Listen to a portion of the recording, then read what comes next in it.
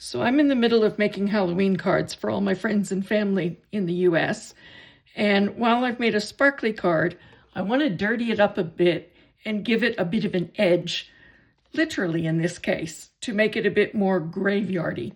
I'm using this amazing stamp set from Stampin' Up! Called The Raven's Tale, Quoth the Raven, Nevermore, classic lines from Edgar Allan Poe, and a Happy Halloween. So that's a July online exclusive that's available now while stocks last. But I'm going to show you how to take this to the next level.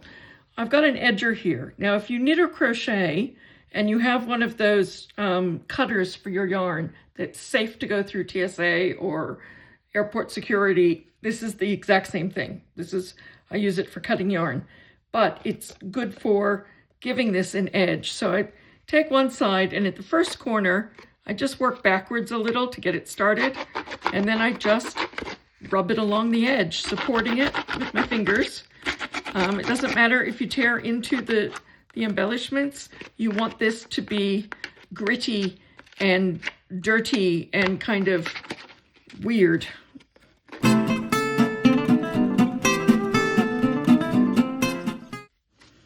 So I've roughed that all up and made a mess. Then I'm going to take my basic gray ink and a blender. You can also use the blending brushes. I'm going to put some ink on this, and I'm going to just go on the edge, and I'm going to pull down top to bottom all along the edge. So what it's going to do is color this edge and leave a little tiny bit of color at the top. And you can vary how much by angling it more to the top in some places. Don't make it too uniform, don't make it too perfect, because it defeats the purpose of giving the paper this kind of rough treatment. If you're going for a pretty vintage look, you could use a beige or a brown to do this, and it would give the paper that aged vintage look. But I want kind of the spooky Halloween graveyard look.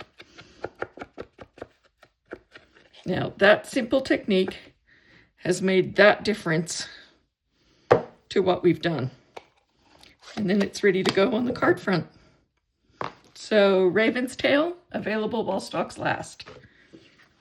Basic gray ink and some distressing around the edge.